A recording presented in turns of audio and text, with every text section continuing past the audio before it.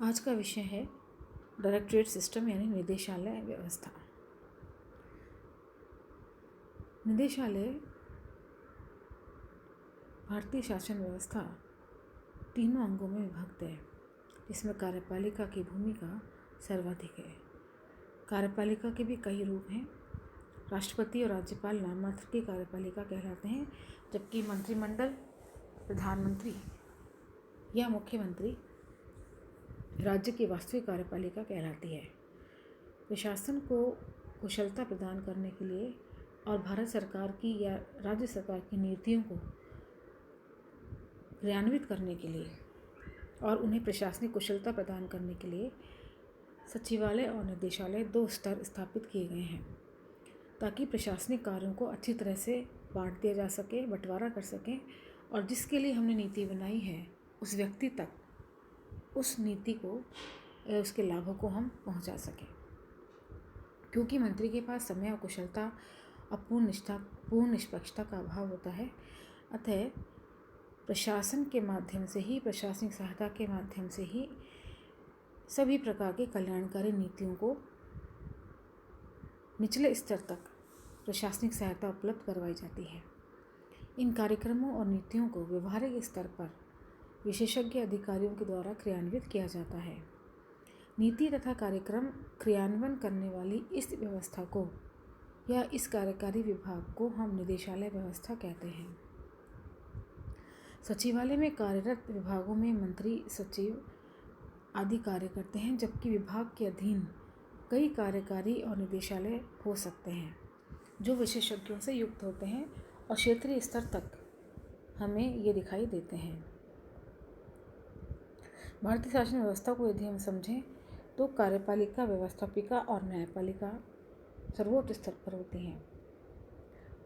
कानून बनाने का कार्य कार्यपालिका करती है, कानून को क्रियान्वित करने का कार्य, कानून को बनाने का कार्य व्यवस्थापिका करती है, कानून को क्रियान्वित करने का कार्य कार्यपालिका करती है और कानून संविधान के अनुसार बना है या नहीं इसको देखने का कार्य न्यायपालिका का होता है और वो साथ ही कानूनों की व्याख्या भी करती है। कार्यपालिका के स्तर पर तीन प्रकार के स्तर होते हैं। नाम मात्र की कार्यपालिका, जिसमें राष्ट्रपति और राज्यपाल होते हैं।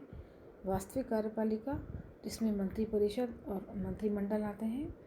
वास्तविक किंतु प्रशासनिक तथा स्थिर कार्यपालिका, जिसमें संपूर्ण कर्मचारी तंत्र को हम सम्मिलित करते हैं। इसके नीचे का सचिवालय होते हैं और निदेशालय होते हैं। सचिवालय में नीतियों का निर्माण, कार्यक्रम आदि होते हैं, जो कि सामान्यों से युक्त होता है, जबकि निदेशालय में कार्यकारी विभाग और निदेशालय होते हैं, जो कि विभाग के द्वारा बनाई गई नीतियों को क्रियान्वित करते हैं। ये विशेषज्ञों से युक्त होते हैं और ये क्षेत्रीय स्तर तक भी पाए जाते हैं। निदेशालय की आवश्यकता हमें इसलिए पड़ती है क्योंकि सचिवालय में सामान्य के अधिकारी पदस्थापित होते हैं, जो कि तकनीकी विशेषज्ञ नहीं होते। अतः तकनीकी विशेषता से युक्त कार्य को करने के लिए हमें उसी अधिकारी की आवश्यकता होती है, जिसे निदेशक कहा जाता है। दूसरा, सचिवालय का कार्य मंत्री और सरकार से महत्वपूर्ण विषयों पर चर्चा और परामर्श करना भी होता है। सचिवालय के कुछ विभाग जैसे वित्त, शिक्षा, स्वास्थ्य, कृषि, गृह आदि का कार्यक्षेत्र बहुत विस्तृत है, इसलिए केवल सचिवालय इसको संचालित नहीं कर सकता और इसके अधीन कई कार्यकारी निदेशालय या संस्थाएं होती हैं। सचिवालय में सामान्य और निदेशालय में विशेषज्ञ अधिकारियों की अलग अलग पद सोपान की श्रृंखलाएं पाई जाती हैं। वर्तमान में बृहत से सूक्ष्मता और सामान्य से विशेषज्ञता की ओर झुकाव होने के कारण भी निदेशालयों की स्थापना होने लगी है। इस अध्याय में कार्यकारी विभाग से तात्पर्य उन निदेशालयों और कार्यकारी विभागों से है जो राज्य प्रशासन की मुख्य धारा में सम्मिलित हैं और सचिवालय के अधीन कार्य करते हैं। निदेशालय व्यवस्था की कुछ विशेषताएं भी पाई जाती हैं, जैसे निदेशालय, जिस प्रकार सचिवालय सचिवों का घर होता है, उसी प्रकार निदेशालय में निदेशक प्रमुख होता है। निदेशालय में विशेषज्ञ अधिकारी होते हैं जबकि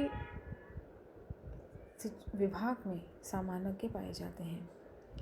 निदेशालय का कार्य विशिष्ट प्रकार की गतिविधियां संचालित करना होता है। अधिकांश निदेशालयों का प्रमुख अधिकारी निदेशक कहलाता है। निदेशालय का मुख्यालय सामान्यतः वहाँ की राजधानी में ही होता है या किसी प्रमुख शहर में होता है। निदेशालय के निदेशक ही हेड ऑफ द डिपार्टमेंट के नाम से जाने जाते हैं, न कि सचिवालय के सचिव के नाम से। प्रत्येक निदेशालय का सचिवालय में एक नियंत्रक विभाग होता है जहाँ से एक सचिव निदेशालय को निर्देश जारी करता है। क्षेत्रीय स्तर पर समस्त स्टाफ और कर्मचारीगण निदेशालय के अधीन कार्य करते हैं। इस प्रकार निदेशालय अपने कार्मिकों की भर्ती, प्रशिक्षण, पदोन्नति, स्थानांतरण, अनुशासनात्मक कार्यवाही आदि के लिए उत्तरदायी होता है। निदेशालय सब प्रकार के तकनीकी कार्यक्रमों को क्रियान्वित करने, उनका नियंत्रण और मूल्यांकन करने और सचिवालय को तकनीकी परामर्श देने का कार्य करता है। आज भी कई निदेशालयों का नाम एक जैसा नहीं माना जा सकता, जैसे निदेशालय चिकित्सा स्वास्थ्य सेवा, अल्पजल निदेशालय राजस्थान, निदेशालय मत्स्य विभाग, आबकारी आयुक्त आदि। इनमें सभी उदाहरण में कहीं निदेशालय शब्द का तो कहीं विभाग शब्द का प्रयोग हुआ है, लेकिन ये सभी कार्यालय निदेशालय हैं।